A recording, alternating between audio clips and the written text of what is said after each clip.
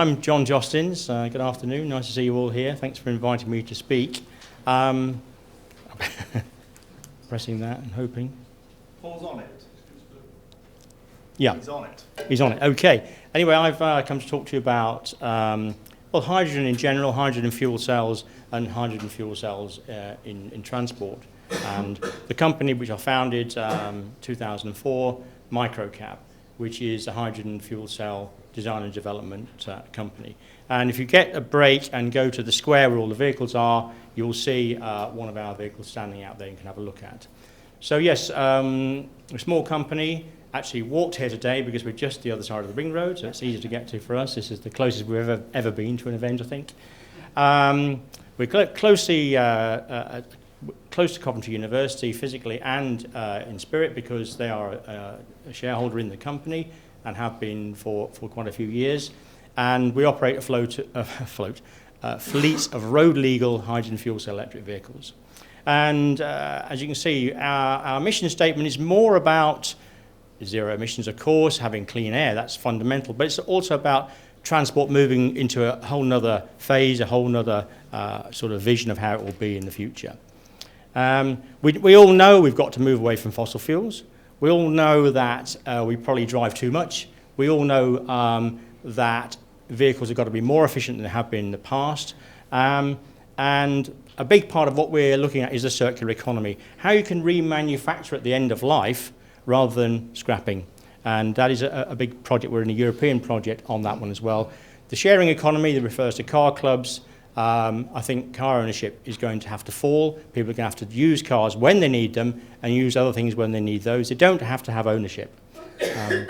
And vehicles are becoming connected, of course, so important. The autonomous side, but also the connectivity of an ordinary vehicle and how it can talk to base and so on. Hydrogen. How does hydrogen fit into all this? I've put sustainable closed loop there because if you look at this diagram, you can see that on the left we've got wind and solar. We've got electrolysis, which is a way of splitting water into hydrogen and oxygen. So it's a straightforward, clean method of generating hydrogen. You store the hydrogen either stationary or on a vehicle. And then within the fuel cell is a device which brings hydrogen together with oxygen again by reverse electrolysis, makes electricity, which goes into an electric car or can go into a building or a power station as well, back to the grid. So it's a nice closed loop. The water is split, the water is remade. And this is the idea of sector coupling. And it was mentioned in the last talk, don't think about transport alone, think about other things, and it's very important. We need to think about how renewable energy is growing and what are the problems with that. One is storage. How do you store all that wind energy that's blowing at night and you need to use it the next day? Well, hydrogen is a very good long-term storage method. You can store it off into hydrogen gas and keep it for quite a long period of time, seasonally. So that's important. You can inject hydrogen into the national grid. You can put hydrogen into the gas grid. It's happening in lots of places already on experimental level. So you can actually put some hydrogen into the grid. Those of you old enough to remember will remember that town gas was at least 50 to 60% hydrogen anyway. So before we went to natural gas, we had a lot more hydrogen. Then we can use fuel cells for stationary power, fuel cells in mobility, and we can also use hydrogen for domestic heat, of course. You can cook with hydrogen, you can use it in a boiler. So the issue of heat is fundamental, and also for industry. Little headline there, ArcelorMittal to use hydrogen in steel production process. That's an announcement from this year because these are big energy users. Where you need a flame, you can't really use electricity, but you could use hydrogen. Aluminium processes were mentioned by Sargentson this morning. Orkney Surf and Turf, this is a project linking all those things together. Wind power, electrolysis, hydrogen ferries, and so on. I'm having to rush through because I'm sure my time will be going over. Let's look at mobility. That's the sort of area that we're in as Microcab. We talked about buses before. That's an Aberdeen hydrogen bus. I know that John will know all about those. Scotland's pushed ahead, of course, in hydrogen because it has so much renewable energy, can make hydrogen from that. And also it's losing its oil and gas industry slowly, so it's looking for the alternatives, very important. HGVs. We can look at some new HGVs from Hyundai, from Nikola, who is another startup in America, but also Toyota are producing HGVs with hydrogen fuel cells to power them. And then the trains, which you've probably seen as well on the news, that's the German one from Alstom. In the UK, we've got a couple of projects going on with trains, and we've also got something going on in France and other countries as well with hydrogen trains. And there's a little headline there as well about hydrogen returns to aviation's alternatives as well. It's being looked at in that space as well. So we are sector coupling. We're using it across the piece.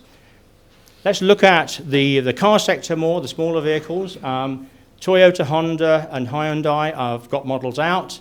I think the Toyota is probably the most. The Mirai, you'll see those around. I'm not sure if I've got any of those on the square today or not. Probably not, because we're mostly EV. But all these cars are electric. They have electric motors to propel them, then they have battery packs, and then they have fuel cells which generate electricity to feed into the system. So they are the same, but they're half different, if you like. Germany, Japan, China, South Korea, California are all kind of leading the charge with hydrogen. They've all got plans to put lots of filling stations in, 73 already in Germany. I was in Cologne for the opening of the 52nd station last September. So, you know, it's actually not long to put 20 more stations in. And Germany have said, we're putting the stations in even if we've only got a few cars, because we don't want people to say, you can't make cars, we haven't got any stations. Other countries have got major plans for hydrogen refueling stations and cars, not least China, which is the big growth area. Okay. Now, Microcab, here's a little picture of our Vianova model. It's the one you can see in the square today. There's a light van version and the car version. So it's a plug fuel cell vehicle. If we look at the powertrain there, we've got lithium battery packs in the floor, we've got hydrogen storage in a tank, and we've got a fuel cell at the rear. So you can actually fill up with electrons or with hydrogen, depending on what you've got near you, what you need, how far you're going, and so on. And we can get up to a range of 200 miles on the hydrogen, and we fill up in 2 to 3 minutes. So we don't have that, or how long we have to wait for a charge. You go to the station, you fill it up, and you come away pretty much like you do with your liquid fuels. This is our plan for a much larger platform going forward. It will be a full van, delivery van, 1-ton payload, 7, 8, 9, 10-seater minibus or SUV. Full motorway speed. Our other small cars do 55 miles an hour top speed. They're not suitable for the motorway. We're about energy saving, so a local car needs to be at local speed.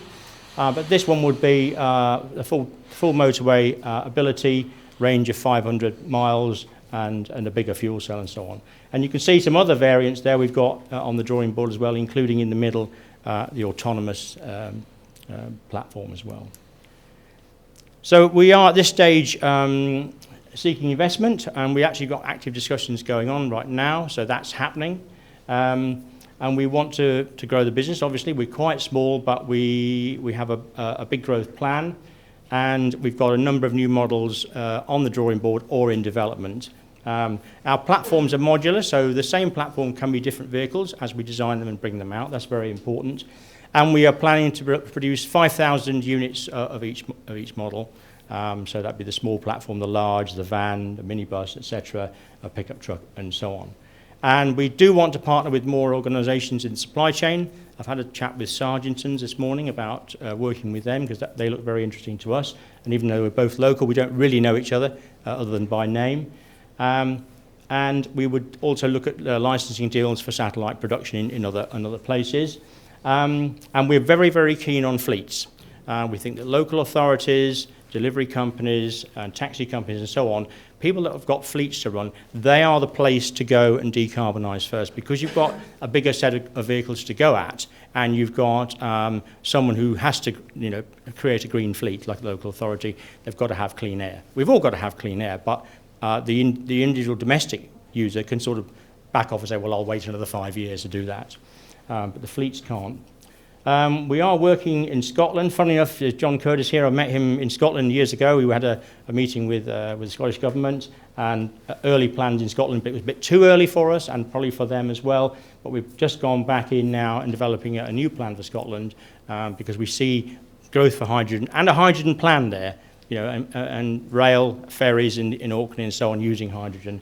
And we're working with Coventry City Council, as you would guess, and Coventry University as well.